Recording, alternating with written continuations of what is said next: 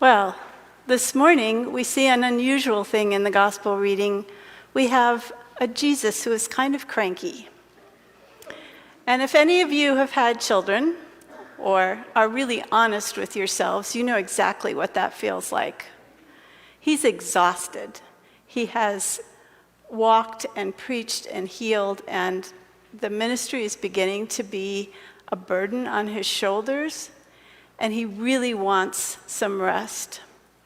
So he goes off to a place where he thinks people won't know him because it's not a Jewish area. And he's kind of on the borders of what really is safe for a Jewish man, but this is a place where he thinks he's going to get some rest. So he goes there, and he's there for a few minutes, and he's accosted by this woman who says to him, "I need you to heal my daughter. She's sick." And I can't imagine the look on his face. First of all, women didn't come up to men in that time period, much less ask for something. And she's approaching Jesus, who's exhausted and needs to rest. And he puts her off. And he doesn't tell her no exactly, but he says, my priority is my people first. Let me do that. And she pushes back out of the desperate need in her own heart and says, no, this won't take long, I promise, just a minute.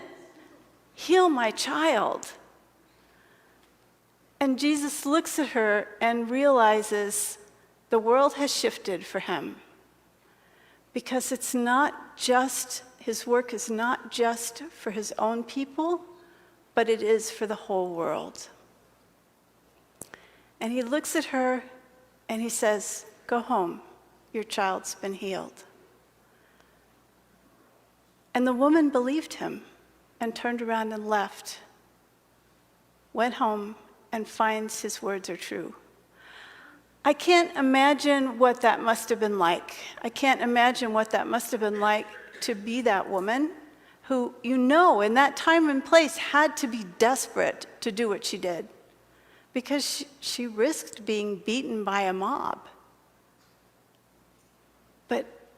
And then to walk into her home and find her child well, I can't even begin to imagine what that must have been like, and how that shaped both their lives, the woman and her child, for as long as they lived. And I know that word must have gone out from her village to everywhere else. There is hope. There is new life.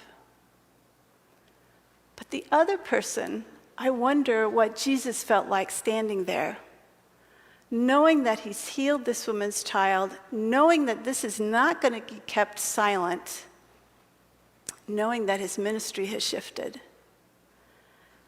And suddenly, it's not for this one people and one place, but for the whole world.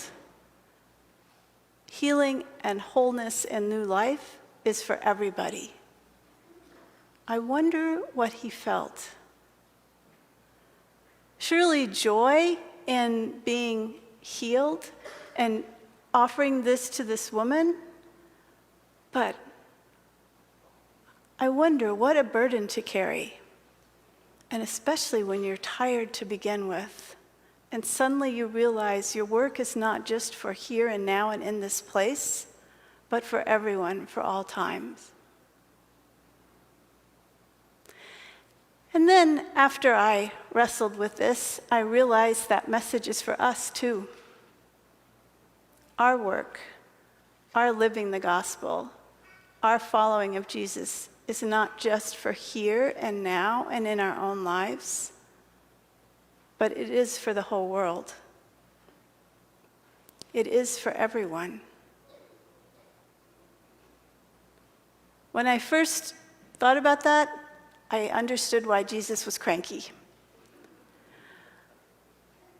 But then I thought, what an amazing gift we have to share this new life with everyone, to live into this new life What would it really be if we did that?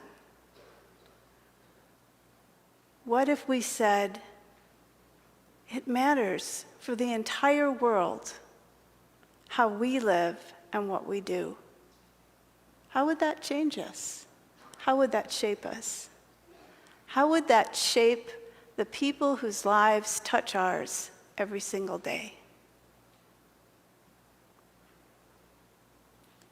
I'll leave that with you.